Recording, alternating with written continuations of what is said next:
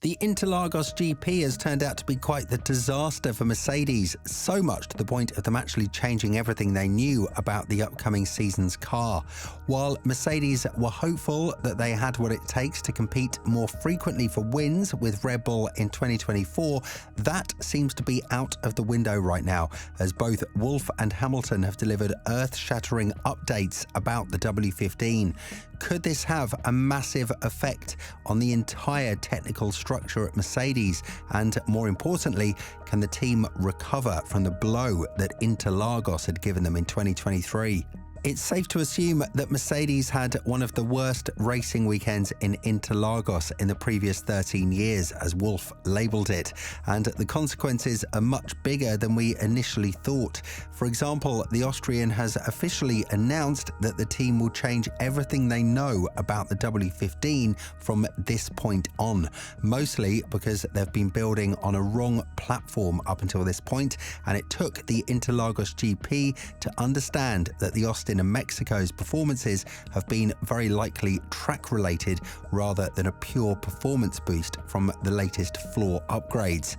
The dynamic has changed drastically. We had Lewis Hamilton claiming that the car is exactly how he would have wanted it before the Brazilian GP, only for him to go and say that Red Bull are so far ahead that in the next couple of years there will be no competition whatsoever for the Austrian team. And the fact that he finished an entire minute and 3 seconds behind Verstappen in Brazil goes to show that the deficit is massive, and there is literally nothing that Mercedes can do at this point other than focus on the W15. In one of our previous videos, we've elaborated on the direction in which the team is moving when it comes to building the W15. However, that has been thrown out of the window from the last statement that came from Wolff, as the Austrian feels like there is literally nothing the team can do in order to keep up the competitiveness with this current setup. Paradoxically enough, it was the 2022's version of Sao Paulo's race that ensured Mercedes that they might be onto something with the zero-pod design, and it was the 2023 version that assured them that there is something fundamentally wrong with the car and it needs to be stripped down to every nut and bolt in order to see where the issue currently lies. When talking about this, Toto Wolff went on to say, "Fundamentally, we need a different car next year, and Sunday proved that is the right thing to do. There is something fundamentally wrong mechanically. It feels horrible for the whole team. It's not a rear wing, and it's not the car being slightly too high, because we are talking a millimetre or two. That provides performance, but it's not the explanation for a total off weekend. The car is so unpredictable that it can swing either side, and we have just put plasters on it." Obviously, the car being a bit too low in Austin has led to Hamilton's disqualification, but after what the team saw in Brazil, it also led to him being slightly more competitive, even though they've put a lot of trust in the floor's upgrades as well. Be that as it may, the situation is loud and clear. Mercedes is struggling with a lack of balance and consistency, and challenging Red Bull in such a car is going to be a dream scenario that they would never be able to achieve with the current setup. Lewis Hamilton has also opened up about the current version of the car, saying that it's one that he wants to forget as soon as possible, and he's counting the days until he actually tries out the W15. This is definitely desperate news for Mercedes, because this was the exact same scenario when the 2022 season was unfolding, and in that one, at least the team had Russell scoring solid points in the first half of the season when Hamilton was trying out different setups in order to see what would effectively work on the car.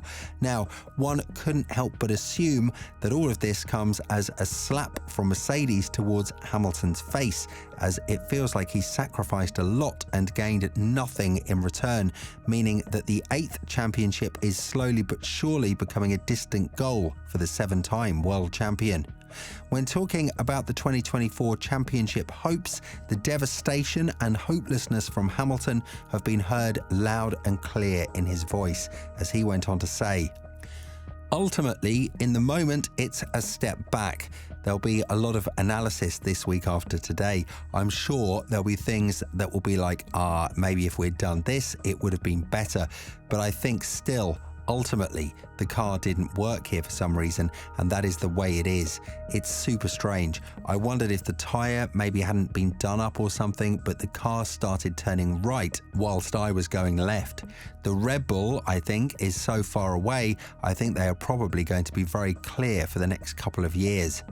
Now, there is one very interesting question that Mercedes needs to answer. What is the direction they're going to take from this point on? Obviously, there's been quite the reshuffle in the technical staff, from Mike Elliott being demoted from the team's technical director to the chief technical officer, to him eventually leaving the team, as many fans went on to blame him as the sacrificial lamb for how the W13 and the W14 turned out to be. But with Wolff and Hamilton saying that this is not one step that led towards the failure of the cars, the challenge that has arisen ahead of them has just been enlarged after the last GP in Sao Paulo. Having the 6th fastest car after competing for podiums in the previous 2 races is not a scenario that Mercedes would want to be dealing with during these times, and with Sainz finishing higher than Hamilton in the previous race, the deficit between Mercedes and Ferrari has been brought again to 20 points. The following 2 races are ones that will definitely go in Ferrari's favour, and Mercedes have quite likely given up on the championship fight as they are focusing on 2024. But what can they do that they haven't done so far? The team has introduced a new concept in the early stages of 2023, one that was scheduled for Imola but has since been introduced in Monaco, and unlike them, their customer company McLaren has managed to bring 3 massive upgrades to their car in Baku, Austria and Silverstone, and start fighting for podiums much more frequently than Mercedes and Ferrari.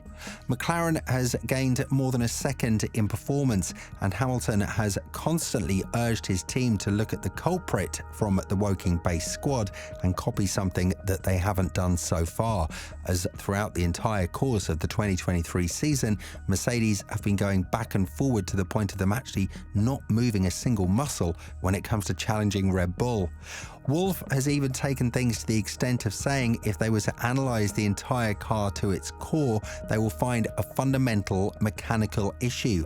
As he added, "It's baffling, the Brazil pace, from having a really quick and balanced car and drivers really happy to a nightmare. How is that possible? I wouldn't be surprised if we analyse the cars in the next few days and we find out there is a mechanical issue in the way we set them up." Now that it has been confirmed that Mercedes will go in a brand new direction, maybe the team will start to analyse whether or not that direction needs to be followed by staff change, as we all saw that the team is struggling with somebody taking over the reins and showing how things are done when you are at the bottom of your competitiveness level.